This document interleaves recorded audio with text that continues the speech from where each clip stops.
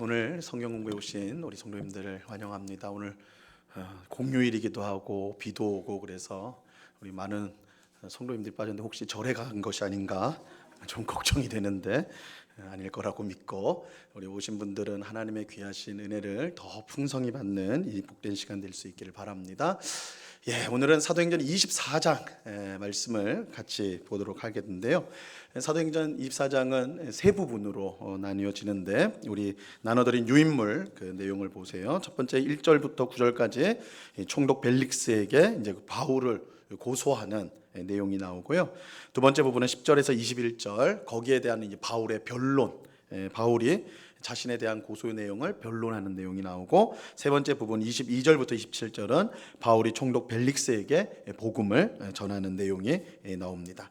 자, 첫 번째 내용을 보겠습니다. 총독 벨릭스에게 바울을 고소하다. 이 바울에 대한 암살 계획이 있다는 소식을 들은 천부장 루시아가 그를 가이사랴에 있는 총독 벨릭스에게 보내죠. 우리가 이제 지난 시간에 본 것입니다. 이제 그 천부장이 바울을 사내들인 공회에 세워서 신문을 하도록 했어요. 바울이 무슨 죄가 있는지 그걸 알아보려고 그랬는데, 그 이제 과정 가운데 바울을 암살하려는 40여 명의 사람들이 있다는 소식을 전해 듣고, 천부장이 이 가만히 놔두면 바울이 죽겠구나 해가지고 이 총독에게 보내서 재판을 받도록 합니다. 그래서 총독에게 보내게 되는데, 이 수백 명의 군인의 호의를 받으면서 가이사랴로 가게 되고요. 총독의 관저가 있는 헤롯 궁에 감금이 되었습니다. 이게 이제 지난 시간에 살펴본 내용이고, 오늘은 바울이 이제 가이사랴에 도착하고 닷새가 지난 후에 예루살렘에서 대제사장 아나니아와 장로들 그리고 변호사 더둘로가 함께 내려와서 총독에게 바울을 고발하게 됩니다. 그러니까 이제 재판이 열리게 된 거예요. 이제 유대를 통치하는 총독 벨릭스 앞에서 이제 바울을 고소하는 사람들과 이 바울이 이제 재판을 이제 하게 되는 겁니다.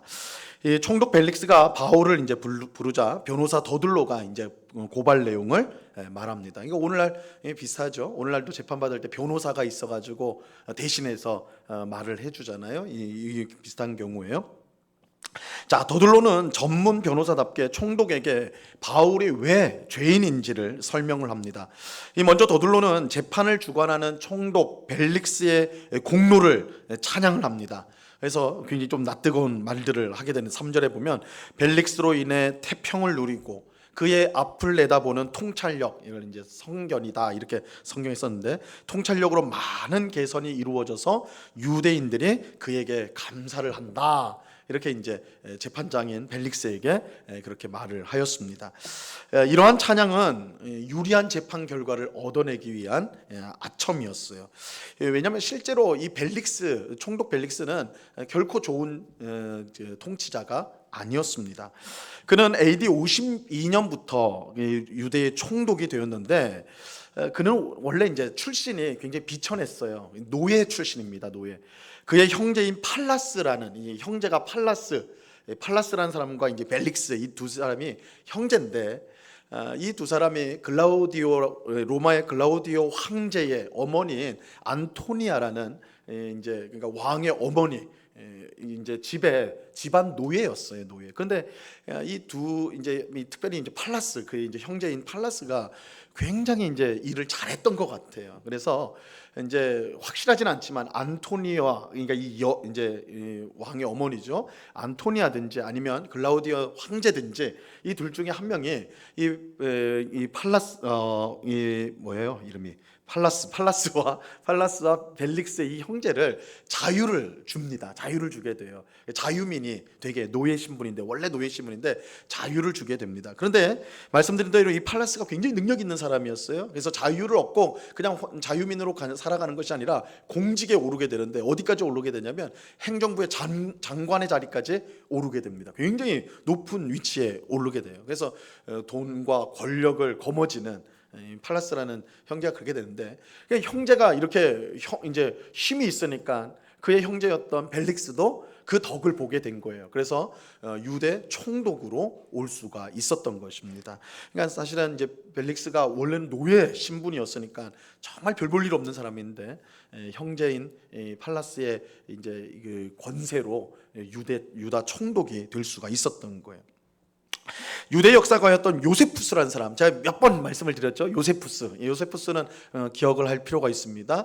그러니까 이 초대교회 당시에 활동했던 역사가예요. 유대 역사가. 근데 이 사람은 좀 이력이 특이해요. 로마 장교이기도 했어요. 로마 장군. 원래는 유대인 장군이었는데 귀순을 해버렸어요. 로마로 전향을 해버린 겁니다. 그래서 로마 장군이 되었고, 근데 로마 유대인의 역사를 기록을 해가지고 지금까지도 그의 책이 남아 있어서 이 초대교회 당시 상황을 우리가 이제 볼 수가 있습니다. 그래서 사도행전의 내용들을 보충해 주는 내용들이 요세푸스의 글에 있어요. 이 요세푸스에 따르면 벨릭스가 통치하는 동안에 이 유대 땅에 최악의 혼란이 여러 번 일어났다는 거예요. 막 소동이 일어나고 반란이 일어나고 여러 번 그런 일이 있었습니다. 또 이 벨릭스는 뇌물수수와 폭력으로 유대인들에게 반감을 샀던 사람이에요. 그러니까 좋은 정치가 절대 아니에요. 통치자가 절대 아니었어요. 뇌물 받아 먹고, 그죠? 그리고 폭력을 마구 사용하는 그런 통치자였습니다.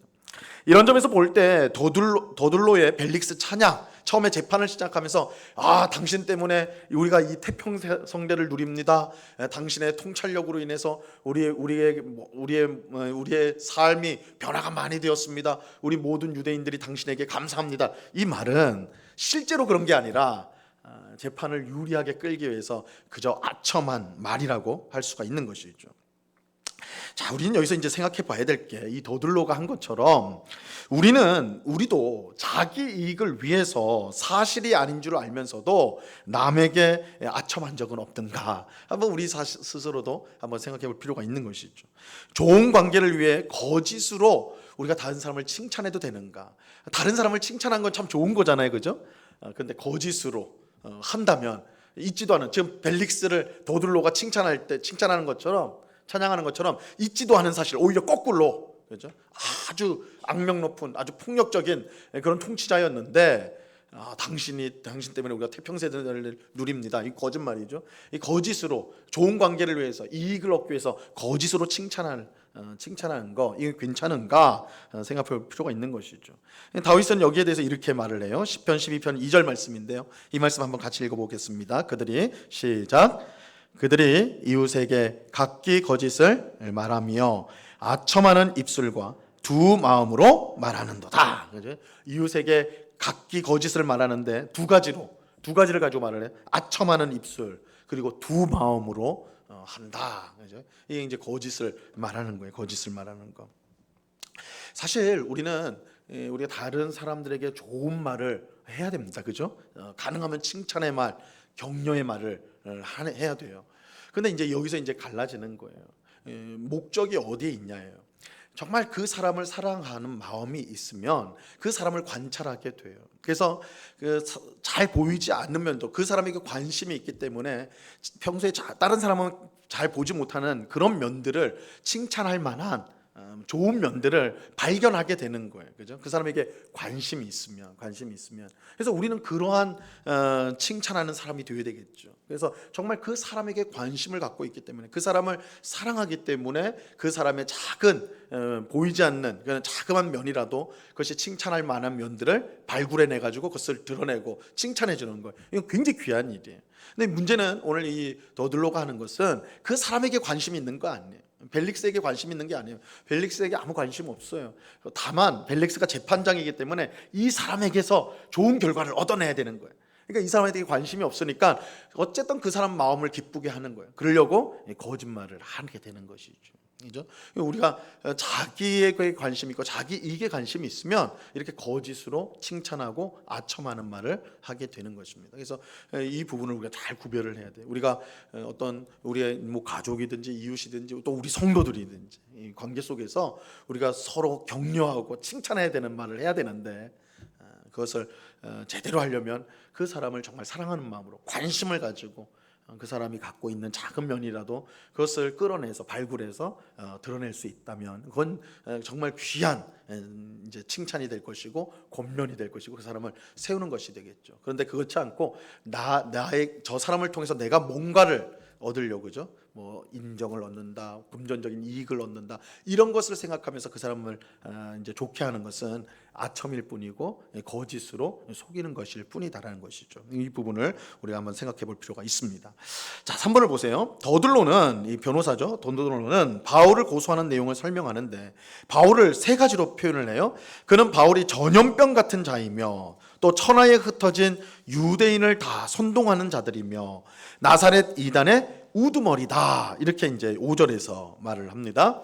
자, 바울이 전염병 같다라는 것은 전염병이 퍼지면 순식간에 많은 사람들이 죽어요, 그죠? 그렇듯이 바울을 가만히 두면 수많은 사람들이 치명적인 해악을 입게 된다 그런 뜻이 되는 것입니다. 이 더들로의 말에 따르면 벨릭스 때문에 태평 시대를 맞이하고 있는 사람들이 이 바울 때문에 치명적인 위험을 겪을 수도 있다 이런 뜻으로 말하는 것이죠. 그만큼 바울은 치명적인 존재다라는 것입니다.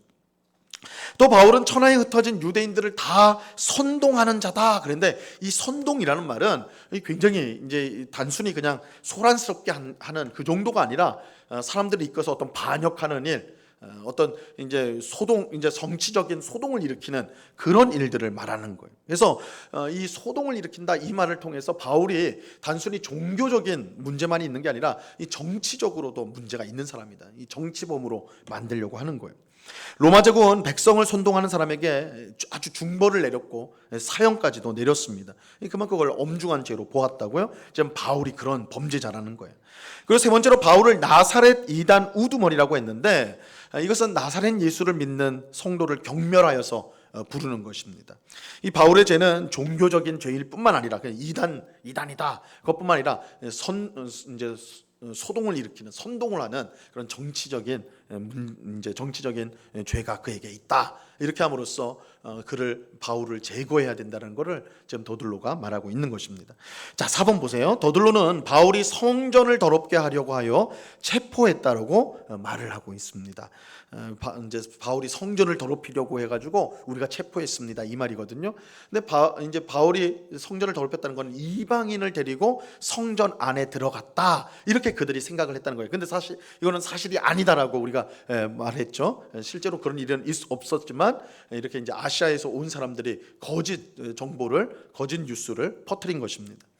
그런데 여러분들 아마 성경을 한번 보시면요, 6절 아래 보면 이제 내용들이 이제 등장을 해요. 그 24장 6절을 보세요. 6절. 여러분 성경에 7절 없죠? 있어요? 없죠? 성경 바꿔야 되겠네요. 불량품이라서. 아니에요. 그죠?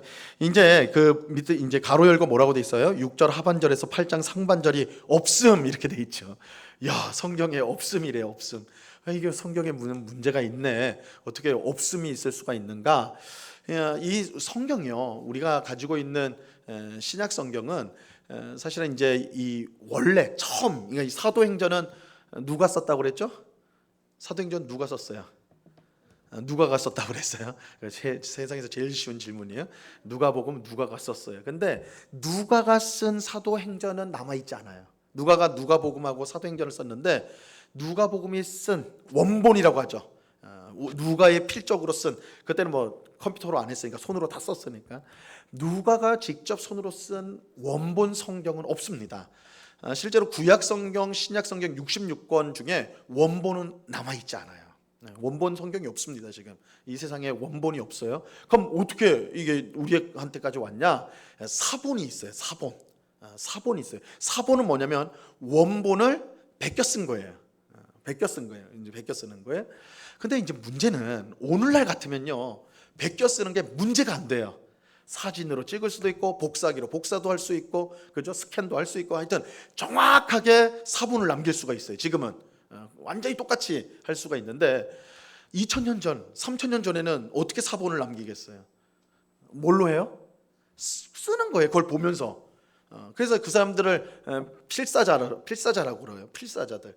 이 사람들이 그 성경을 보면서 한 줄 쓰고 또 한 줄 쓰고 이렇게 하는 방식이에요. 그래서 그렇게 이제 성경들이 이제 카피가 되는 거예요. 복사가 되는데 그 복사된 거를 뭐라고 하냐면 사본이라고 불러요. 사본이라고 부르는데 이 사본은 어쩔 수 없이 사람이 쓰다 보니까 100% 맞을까요, 틀릴까요? 이거는 아마 여러분 중에 이제 성경 그 필사하시는 분들 계시죠? 이 자리에 계신지 모르겠는데 우리 성도님 중에 몇 분 계세요. 그래서 교회에 제출하신 분도 있는데 이 성경 필사해 보시면 알아요. 해보면 앞줄 쓰다가 건너편 그 다음 줄을 날려버리고 그 밑에 줄을 쓰는 경우들이 종종 많습니다. 그래서 단어가 비슷하거나 이러면 그런 경우들이 굉장히 많이 일어나요. 그러니까 그냥 막 이제 쓰다 보면 한 줄 띄어먹고 그 다음 썼는데 그대로 이어지는 경우가 있거든요. 말이 되는 것 같아요. 그러면 막 그렇게 가는 거예요. 그러니까 필사자들도 그런 실수들을 실제로 합니다. 그러다 보니까 사본들끼리 차이가 조금씩 있어요. 조금씩 차이들이 나게 됩니다. 그래가지고 이제 지금은 사본밖에 없다고 그랬잖아요. 그 수많은 사본, 이 구약 성경은 상대적으로 사본이 많지 않아요. 그러니까 굉장히 권위적이다 할 수 있는데 신약 성경은 사본이 5,000개입니다. 굉장히 많죠. 굉장히 많아요. 사본이 굉장히 많은데 그 5,000개를 가지고 학자들이 그걸 비교해 가면서 어떤 구절이 진짜일까 이걸 연구를 해가지고 이제 성경을 편집을 하는 거예요. 그래서 그게 이제 지금 우리까지 온 거예요. 지금도 그 작업을 하고 있습니다. 그래서 여러분 우리 이전에 한글 성경 뭘 썼죠? 개역 한글 썼죠. 개역 한글 기억하세요? 관심 없으세요? 예전에 개역 한글을 썼어요. 개역 한글. 그거 굉장히 오래된 채예요. 그게 제가 알기로는 번역이 50년대 그 번역된 거기 때문에 말이 되게 올해 뭐 그랬느니라, 그죠? 가라사대 이런 표현들이 다 들어와 있단 말이에요. 그래서 그거를 이제 고친 거예요. 고쳐가지고 개정을 했죠. 개역 개정이라고 그래요. 우리가 지금 쓰고 있는 게 개역 개정이에요. 그죠? 이 개정을 시키는 거예요. 바꿨다는 거예요. 그래서 표현이 좀 많이 바뀌었습니다. 조금씩 바뀌었어요. 그럼에도 불구하고 그랬느니라 이거는 안 바꿔놨어요. 그럼 왜냐하면 우리들이 받아들이기가 쉽지 않아가지고 원래 그랬습니다. 그럽니다. 이렇게 하면 딱 좋을 텐데 그렇게 안 하고, 왜냐하면 이게 성경인데 너무 가벼워지지 않느냐 그래서 옛날 문체가 조금 남아 있긴 해요. 근데 그래서 이제 지금도 성경 만드는 작업들이 계속 됩니다.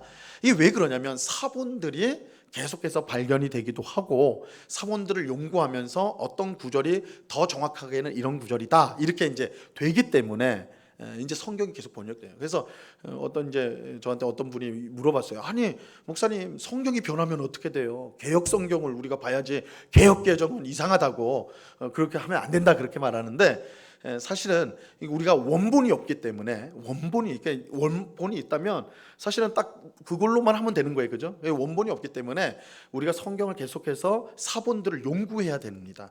그렇기 때문에 번역본이 시대마다 계속 나올 수밖에 없어요. 그리고 이 번역이라는 것은 하는 사람마다 다를 수밖에 없어요.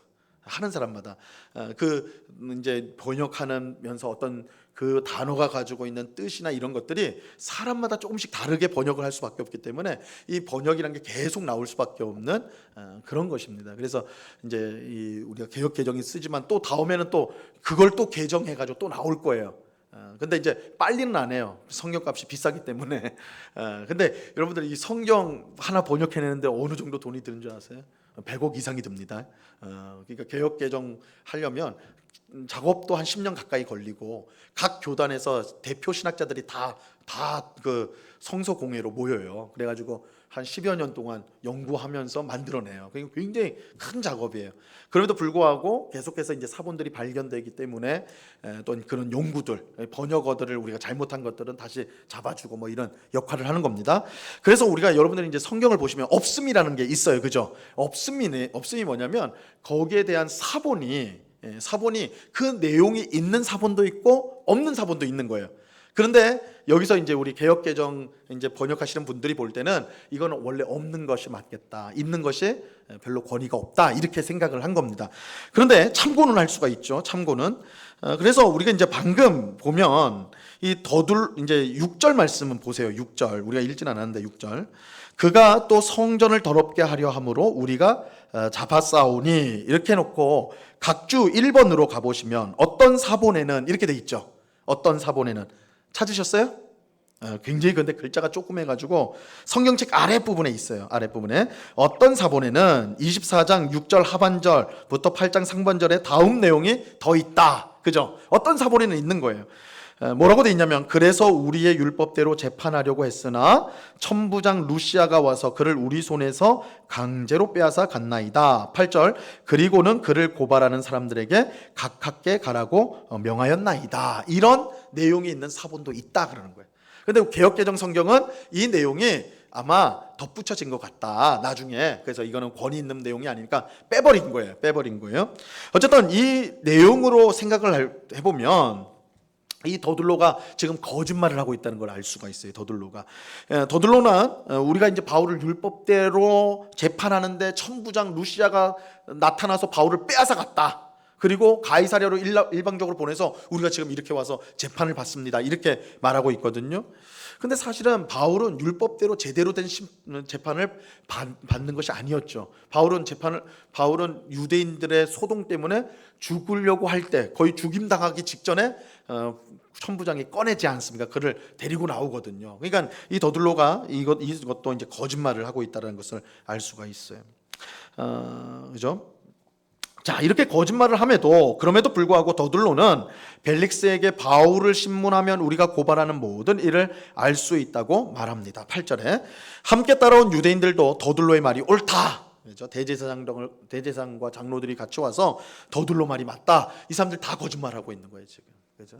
야, 대제사장도 거짓말하고 장로들도 거짓말을 해. 종교 지도자들이 하나님 앞에 종교 지도자들이 거짓말을 지금 하고 있네요. 바울을 잡기 위해서.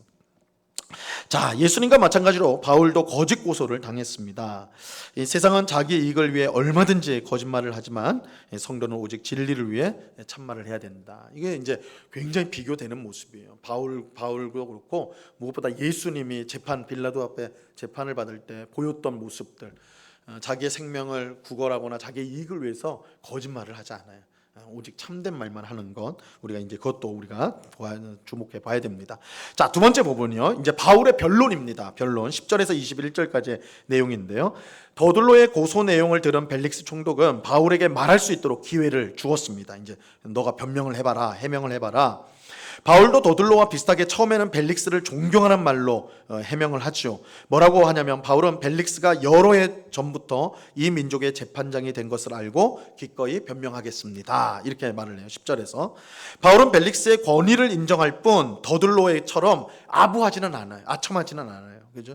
바울은 거짓을 말하지 않습니다. 자, 바울은 먼저 자신이 예루살렘에 예배하러 올라온 지 열 이틀밖에 안 되었다는 사실을 환기해요. 제가 예루살렘에 온 지 이틀밖에 안 돼서 12일밖에 안 됐습니다. 사실 이 바울이 예루살렘에 있었던 기간은 12일보다는 길어요. 더 긴데 바울이 왜 12일이라고 했냐? 이거는 이제 아마도 유대인들과 성전에서 접촉했던 그 기간들 그것만 셈을 한 것 같아요. 짧게 한 건데 이것은 바울이 내가 지금 예루살렘에 와가지고 공식적인 활동을 한 것, 유대인들이 나를 본 그 활동한 시기가 이 12일밖에 아주 짧은 시간밖에 안 된다. 그 12일 동안 내가 무슨 소동을 일으키고 어떤 해로운 큰 일을 했겠느냐, 이것을 강조하기 위해서 열 이틀이란 말을 말하고 있는 것입니다. 실제로 바울이 성전에서 누구와 논쟁을 하거나 사람들을 선동한 일을 본 사람이 없었어요. 12절에 그렇게 고소자들이 아무리 그럴듯하게 말해도 실제로는 내세울 것이 전혀 없었던 거예요. 그 사람들이. 그러니까 바울이 당당한 거예요. 왜냐하면 실제로 바울은 그 어떤 일도 하지 않았기 때문에. 자, 그들에게는 바울을 고소할 구체적이고 실제적인 증거가 없었던 것이죠. 근데 그러니까 아무런 증거 없이, 객관적 근거 없이 그들은 바울을 지금 고소하고 온 거예요. 이건 오늘날 우리 식으로 하면 무고죠. 무고입니다, 사실은. 이걸 우리에게 한번 적용해 보면요, 우리는 아무 증거 없이 다른 사람을 험담하고 함부로 판단한 적이 없는가? 우리 자신을 한번 돌아볼 필요가 있어.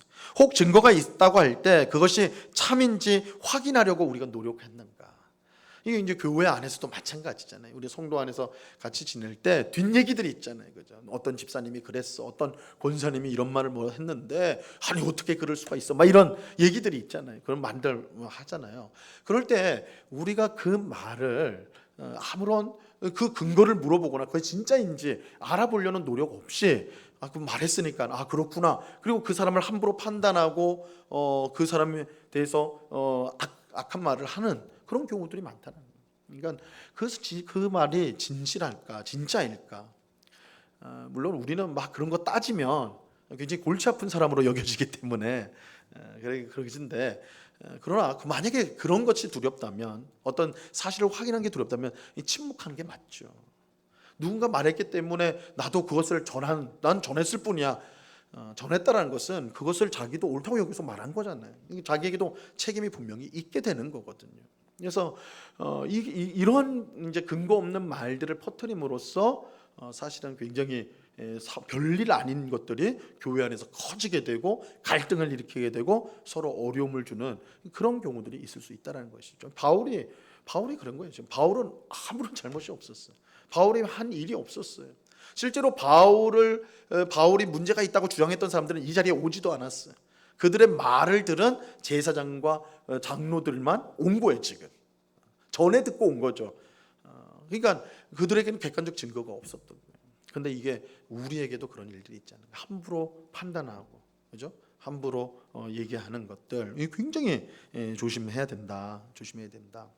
바울이 그런 경우도 할 수가 있습니다. 자, 2번을 보세요. 바울은 더들로의 고소 내용을 반박합니다. 더들로는 바울이 나사렛 이단의 우두머리라고 주장했는데 바울은 나는 이단이 아니라 이단이란 말을 쓰지 마라. 우리는 도를 따르는 자들이다. 이 도라는 말이 또 요즘에는 또 지하철 앞에서 도를 하십니까? 이러니까 이 도라는 말은 길도자리 길이잖아요.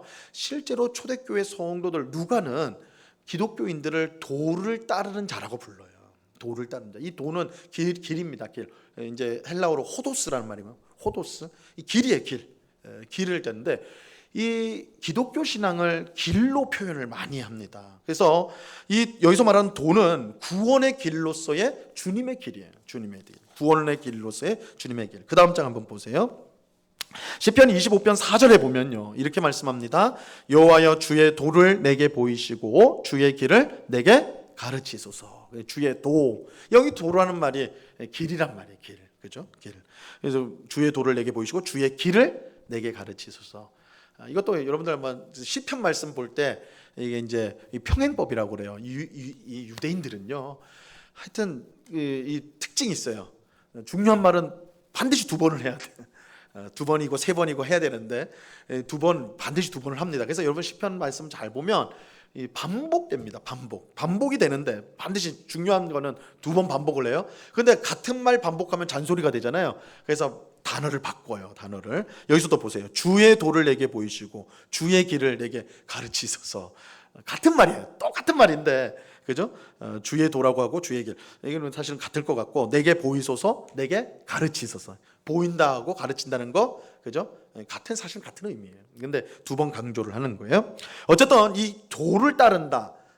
이 길을 간다. 이거는 구약 성경도 신약 성경도 그렇고 그리스도인들을 표현할 때 하나님 사람들을 표현할 때 그 길을 가는 사람들, 따르는 사람들이란 거예요. 그래서 초대교회에 교육 책자가 있어요. 디다케라는 책자가 있는데 이 디다케라는 말이 교훈이란 뜻이에요. 가르침. 디다케라는 말이 가르침이란 뜻인데 거기에 이제 첫 문장이 뭐냐면 우리 앞에는 2개의 길이 있다. 2개의 길이 있다. 그래서 이게 예수님의 말씀을 이제 따온 거거든요. 예수님이 산상수훈에서 좁은 문, 좁은 길에 대해서 말씀하시고 넓은 문, 넓은 길에 대해서 말씀하셨잖아요. 그래서 멸망으로 가는 길은 넓고 편한 길이고 영생으로 가는 길은 좁고 협착한 길이다 이렇게 표현하셨지 않습니까? 초대교회 성도들의 이 교육 교재에서도 우리에게는 2가지 길이 있는데 하나는 넓고 편한 그러나 그 길로 가면 망하는 길, 한 길은 좁고 험하지만 그 끝이 생명인 길. 우리는 그 길을 택해야 된다. 이렇게 이제 가르치는데 이 길이 중요한 거예요. 그리스도인들에게. 자, 자, 그런데 보세요. 성도가 따르는 이 도는 유대인들의 신앙과 다른 이단이 아니에요. 오히려 유대인들이 진정으로 가져야 될 신앙입니다. 그래서 바울은 뭐라고 하냐면 성도가 따르는 도는 조상의 하나님을 섬기고 아브라함과 이삭과 야곱의 하나님을 섬기는 거예요. 그래서 사실은 유대인들이 지금 기독교를 이단이라고 말하지만 기독교는 오히려 유대교를 완성시키는 거다. 그래서 너희들도 당연히 우리처럼 믿어야 된다, 이 말을 하고 있는 거예요. 그래서 성도가 따르는 도는 조상의 하나님을 섬기고 율법과 선지자들의 글, 이 구약 성경은 율법, 선지서 그리고 시편, 이 세 개입니다. 세 개로 이제 이 세 개가 나오면 이게 구약 성경이구나. 유대인들은 구약 성경을 세 부분으로 보거든요. 율법과 예언서와 그리고 시편, 이렇게 이제 세 가지 성문서라고 해서 세 가지 문서로 이제 말을 하게 되는데, 여기서 말하는 율법과 선지자들의 글은 곧 구약 성경 말하는, 구약 성경에 기록된 것을 다 믿으며 종말인 여호와의 날을 향한 소망, 곧 의인과 악인의 부활을 갖는 것, 그죠? 부활이 있는 것. 그래서 그것을 믿는 것, 따르는 것, 이것이 도를 따르는 것. 바울은 자신이 이단이 아닌 진정한 도를 따르는 사람으로서 하나님과 사람에 대하여 항상 양심에 거리낌 없기를 힘썼다, 이렇게 말하고 있습니다. 자, 여기서도 우리가 이제 생각해 보는 거는 참 신앙이라는 것은요, 하나님뿐만 아니라 사람 앞에서도 양심에 거리낌이 없어야 된다는 거예요. 바울이 지금 그렇게 말하고 있죠. 하나님과 사람에 대하여 거리낌이 없다, 양심에 거리낌이 없기를 힘썼다, 이렇게 말하고 있죠. 이것은 기독교 신앙 자체가, 이제 성경의 신앙 자체가 하나님 사랑과 이웃 사랑이 딱 붙어 있기 때문에 그래. 절대 떨어지지 않습니다. 그래서 우리가 하나님을 잘 믿는다라는 것은 그것과 이웃을 정말로 내 몸같이 사랑하는 것은 떨어질 수가 없어. 저 사람은 하나님은 참, 교회는 잘 다니고 예수는 잘 믿는 것 같은데 사람이 덜 됐어. 저 참 깍쟁이고 말 옮기고 하여튼 얄밉고 막 나쁜 사람이야. 이게 그럴 수가 없다라는 거야. 이거는 성경에서 말하는 경건, 성경에서 말하는 성도의 모습일 수가 없는 겁니다. 하나님을 사랑하는 성도는 이웃을 사랑하는 사람. 이웃을 사랑하는 자는 하나님을 사랑하게 돼 있어요. 이게 성경의 경건이에요. 경건. 왜냐하면 하나님 사랑과 이웃 사랑이 떨어질 수 없는 관계에 있기 때문에. 그래서 바울이 나는 하나님에 대하여 양심에 거리낌이 없다, 이렇게 말한 것이 아니라 하나님과 사람에 대하여 거리낌이 없다, 양심에 거리낌이 없다, 이렇게 말하는 것. 그래서 이 진정한 경건, 신앙이라는 것은 하나님과 사람, 그죠? 그래서 수직적인 것과 수평적인 그 관계가 온전해야 된다라는 것입니다. 그래서 야고보서는요, 뭐라고 하냐면 하나님 앞에서 참 경건이 뭐냐? 예배와 성경 읽기, 기도 등과 같은 영적 활동뿐만 아니라 고아와 과부를 환난 중에 돌보고 자기를 지켜 새 속에 물들지 않는 것이 참 경건이다, 이렇게 말해요. 고아와 과부를 환난 중에 돌본다. 어려움에 빠진 이웃들을 돌보는 것, 그 경건이라고 그래요. 우리는 그거를 떨어뜨려 놓기 쉬운데, 하나님을 믿는 것, 예배하는 것과 봉사하는 것, 이걸 떨어뜨려 놓기 쉬운데 경건 안에 다 들어가 있다라는 거예요. 참 경건은. 자, 3번을 보세요. 자, 바울은 자신이 여러 해 만에 내 민족을 구제할 것과 재물을 가지고 예루살렘에 왔다고 말을 합니다.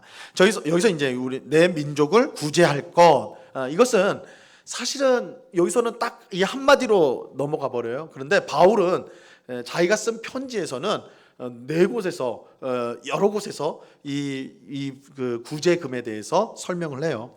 그래서 로마서 15장하고 고린도전서 16장, 고린도후서 8장, 9장에 보면 예루살렘 교회의 어려운 성도들을 위한 이방인의 헌금 이야기가 나오거든요. 그래서 마게도냐와 고린도와 이런 지역에서 헌금을 걷습니다. 헌금을 걷어가지고 바울과 또 그 대표자들, 이방 교회 대표자들이 함께 예루살렘에 와요.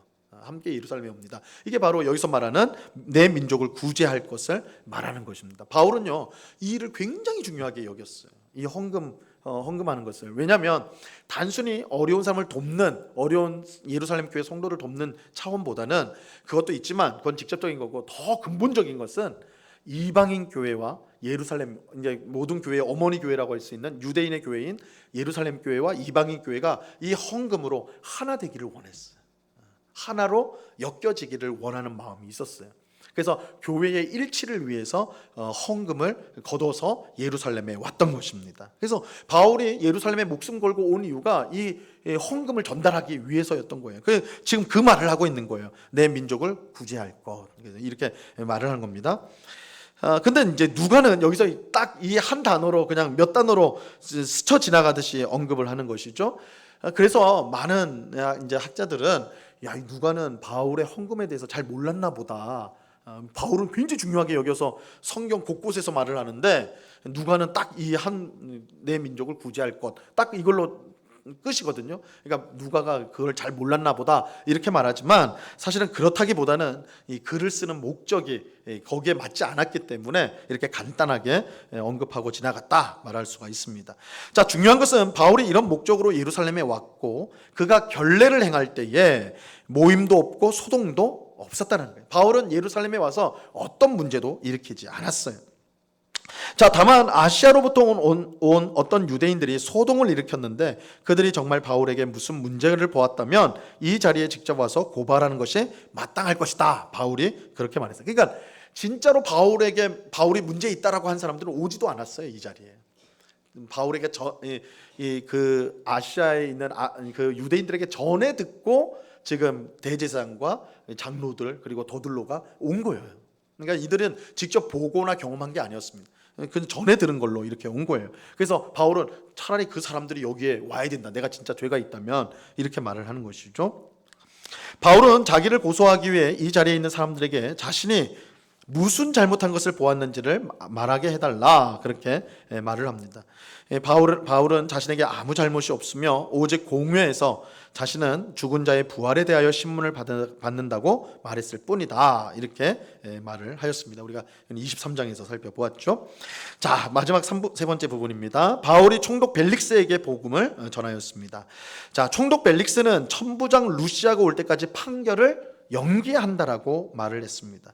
그러면서 24절에 뭐라고 하냐면 벨릭스가 이 도에 대해 자세히 알았기 때문이다 이렇게 말을 해요.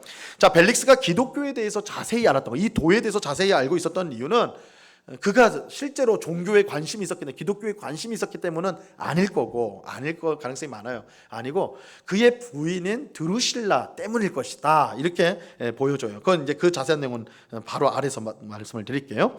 자, 벨릭스는 판결을 연기하면서 백부장에게 바울을 지키되 자유를 주고 친구가 돌보아줄 수 있도록 허락해라 이렇게 명령을 합니다. 이것은 벨릭스가 바울이 무죄인 것을 알고 있었다는 걸 보여주는 거예요. 만약에 진짜 바울이 죄가 있다고 생각한다면 이런 조치를 할 필요가 없겠죠. 그냥 감옥에 가둬두면 되는 거 아니에요. 근데 벨릭스가 볼 때 바울에게 죄가 없는 거예요. 그래서 상당한 자유를 바울에게 주었습니다. 그런데 그럼에도 불구하고 그럼 무죄 석방해야 될 거 아니에요. 자기가 무죄라고 생각하면. 근데 그렇게는 하지 않았어요. 그 이유는 그렇게 하면 유대인들이 폭동을 일으킬까 봐, 혹시 소동이 일어날까 봐 그것이 두려웠기 때문입니다. 세상은 진리보다 이익을 따라가요. 그죠? 이 벨릭스는 철저하게 이익을 따라가는 사람이었어요. 그렇게 진리를 따르는 성도가 세상에서 손해보고 고난받는 것은 이상한 일이 전혀 아니죠. 그죠? 왜냐하면 세상 자체가 진리보다는 이익을 쫓아서 가기 때문에, 어떻게 보면 이익 때문이라면 진리도 거짓으로 바꾸는 것이 이 세상이기 때문에 진리를 따라 말하고 진리를 따라 행하려고 힘쓰는 성도는 세상 가운데 고난을 받을 수밖에 없는 것이다 할 수가 있습니다. 바울이 지금 그런 고난을 받는 것이죠. 자, 2번을 보시면요, 수일 후에 벨릭스는 그의 아내 두루실라와 함께 와서 바울을 불러 그리스도 예수 믿는 도를 듣게 됩니다. 그러면서 성경에 뭐라고 하냐면 벨릭스의 아내 두루실라는 유대인이었다 이렇게 말을 해요. 유대인이었다. 그러니까 유대인이었기 때문에 이 관심이 있는 거예요. 이제 자세히 들어서 알고 있는 겁니다. 자, 이 두루실라라는 이 여인은 이제 조금 우리 보면 두루실라는 헤롯 아그리파 1세의 딸이에요. 근데 헤롯 아그리파 1세가 누구냐? 사도행전 12장에 굉장히 오래전에 우리가 봤는데 12장에 시돈과 두루 사람한테 연설을 할 때 두루와 시돈 사람들이 야, 이거는 신의 음성이다 막 이렇게 칭찬을 했잖아요. 그러니까 이 왕도 헤롯도 그래, 내가 그런 신적인 존재다 막 이렇게 아주 교만했습니다. 하나님이 어떻게 해요? 치셨어요. 하나님께 영광을 돌리지 않아서 벌레로 쳐서 죽여버리거든요. 사도행전 12장 가셔서 한번 보세요. 그 헤롯이 바로 이 헤롯 아그리파 1세예요. 이 두루실라의 아빠입니다. 아빠. 그 막내딸이 두루실라예요. 두루실라고 특징은 정말 예뻤대요. 정말 예뻤대요. 얼마나 예뻤냐면 그의 언니가 버니게입니다.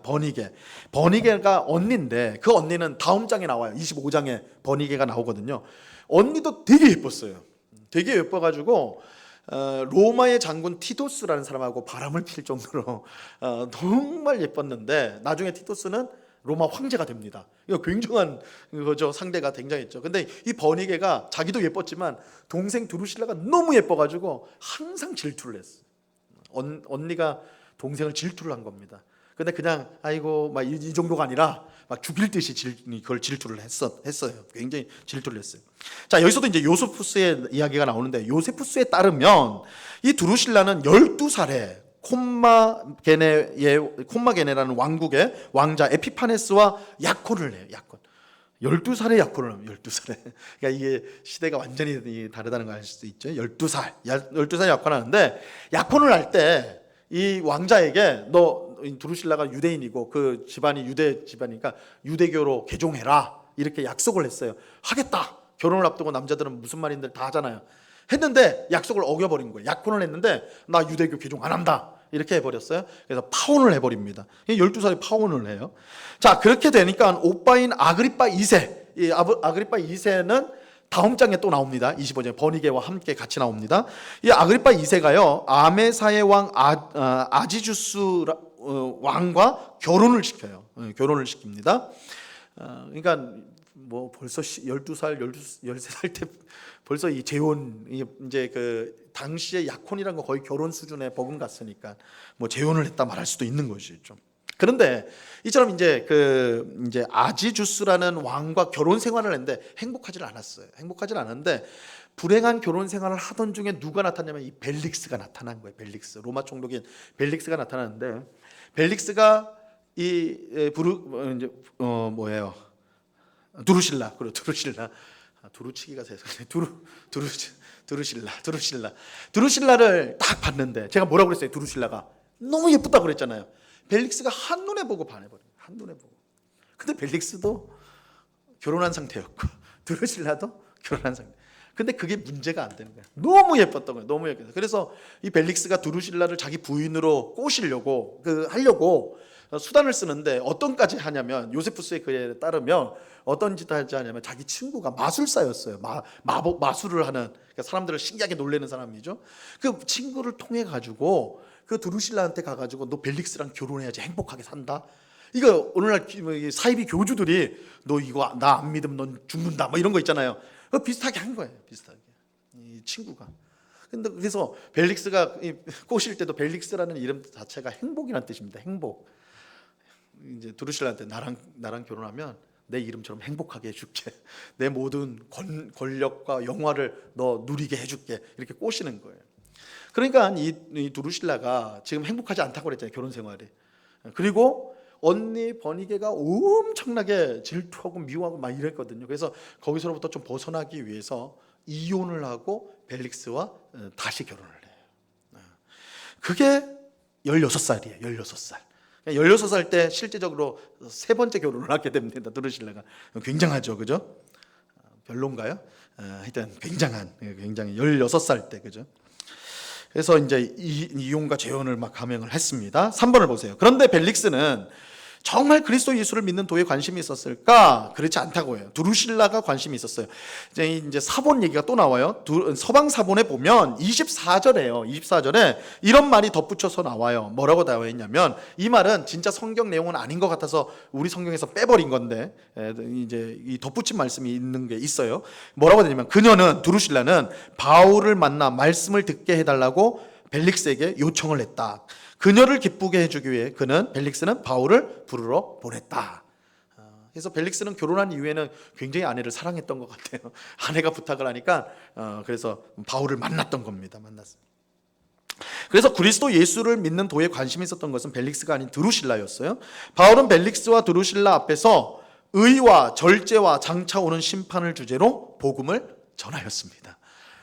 이 바울이 얼마나 담대하게 복음을 전했는지 몰라요. 이제 우리가 복음이라고 그러면 하나님이 당신을 사랑하십니다. 그죠? 우리가 어떤 죄인이라도 하나님이 사랑하십니다. 부드럽게 말할 수 있잖아요. 당신은 하나님이 창조하신 존귀한 존재입니다. 당신은 사랑받기 위해 태어났습니다.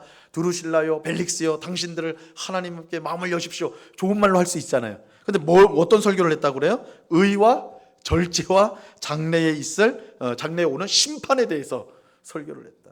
이거 바울은 이제 저들을 딱 보니까 아주 탐욕 덩어리거든요. 부부가 그죠?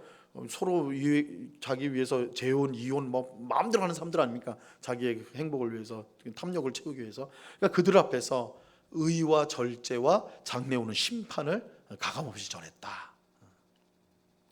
자, 이거는요. 첫 번째로는 하나님께서 바울을 부르실 때에 그가 앞으로 무슨 일을 하게 될지를 말씀해 주셨는데, 그 일 중 하나가 바울이 임금들 앞에 서서 복음을 전하게 될 것이다. 내 이름을 증거하게 될 것이다. 라고 하셨는데, 그게 성취되는 것 중에 하나입니다.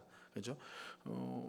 그리고 이제 사실은 사도행전 이제 사도행전에 보면 이제 명확하게는 안 나오지만 사도행전 28장에서 마칠 때 로마 감옥에 갇혀서 끝나거든요. 근데 바울이 로마로 간 이유는 가이사 로마 황제에게 재판을 받겠다 해가지고 간 거였어요.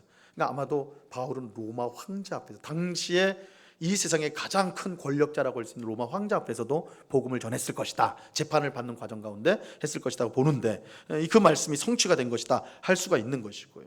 또 한 가지 우리가 주목해야 될 것은 이 벨릭스가요, 설교를 듣고는 두려워했어요.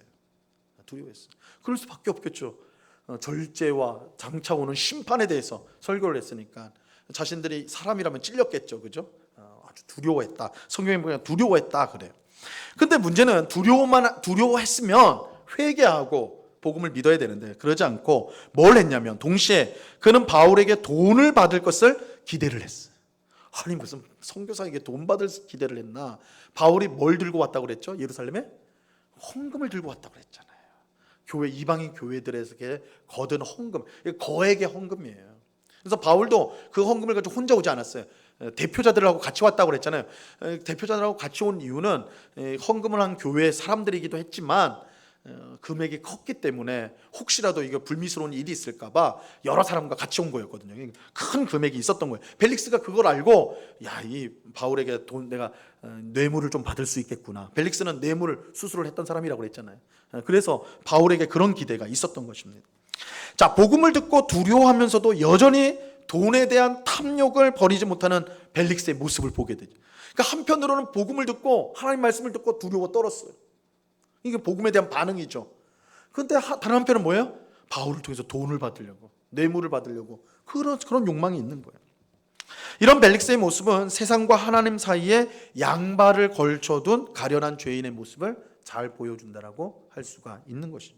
이 양발을 걸치고 있는 양발을.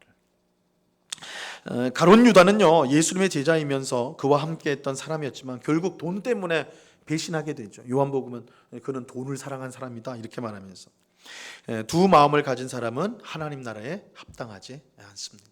그죠? 하나님 나라에 합당하지 않다는 게 분명히 드러나게 됩니다. 자, 4번요. 바울은 2년 동안 구금되어 있었습니다. 그래서 이 가이사랴에서 2년 동안이나 감옥에 있게 됩니다. 그러는 사이에 벨릭스는 로마로 소환이 되었고, 벨릭스는 문제가 많았어요. 그래서 이제 불명예스럽게 로마로 호출이 됩니다. 이제 쫓겨난 거죠. 그리고 이제 새로운 총독 베스도라는 사람이 오게 됩니다. 벨릭스는 바울이 무죄인 걸 알면서도 유대인의 마음을 얻고자 하여서 바울을 계속해서 가둬두었습니다. 2년 동안 가둬두었어요. 그는 자신의 정치적 이익을 한 사람의 인생보다 더 귀하게 여겼던 것이죠. 이 얼마나 파괴적인 사람입니까? 그죠? 자기의 정치적 이익을 얻기 위해서 한 사람이 삶을 완전히 망가뜨리는 거예요. 아무 죄가 없는데 감옥에서 2년 동안 있게 만든 것입니다. 하지만 하나님은 이런 파괴적인 인간의 만행 속에서도 계속해서 자기의 뜻을 이루어오고 계시는 거예요. 그래서 이 가이사랴의 2년이 무의미한 시간이에요. 사실은 이 가이사랴의 2년의 시간이 있었기 때문에 결국은 로마로 가서 로마 황제 앞에 서서 재판을 받으며 복음을 전할 기회를 얻게 됩니다. 어떻게 보면 바울 개인으로서는 아무 죄가 없이 2년 동안 감옥에 갇혀 있다는 것은 너무나 억울하고 원통한 일이고 하나님을 원망할 수 있는 그런 일일 수도 있겠죠. 그러나 하나님께서 우리가 이제 28장까지 가면 이 모든 시간 모든 일들이 하나님께서 그에게 주신 사명을 이루기 위한 것들을 하나씩 이루어가는 과정과 단계였다는 것을 우리가 발견하게 됩니다. 그래서 우리가 볼 때는 낭비이고 우리가 볼 때는 쓸데없는 시간, 오히려 해로운 시간처럼 보이는 것조차도 하나님은 그 시간을 통해 하나님의 귀한 역사를 이루어 가신다라는 것을 우리가 보게 됩니다. 그래서 우리가 다음 시간 계속해서 살펴보도록 하겠습니다. 기도로 마치겠습니다. 하나님 아버지 감사합니다. 오늘 사도 바울이 벨릭스 총독 앞에서 자신을 변명하고 변호하는 것들을 그 내용들을 살펴보았습니다. 바울은 하나님의 사람으로서 거짓을 말하지 않고 진리에 서서 말하였습니다. 손해가 될지라도 그것이 고난을 가져온다 할지라도 그는 하나님 편에 서고 진리의 편에 서서 그렇게 말하였습니다. 또한 거침없이 복음을 증거하였습니다. 이런 바울의 모습을 보면서 우리 또한 거짓과 불의로 가득한 세상 속에서 진리의 사람으로 또한 진리를 위해 살아가는 사람으로 우리가 살아갈 수 있도록 주님 붙들어 주시고 우리를 인도하여 주시옵소서. 우리 주님께 감사하며 예수 그리스도 이름으로 기도드리옵나이다. 아멘.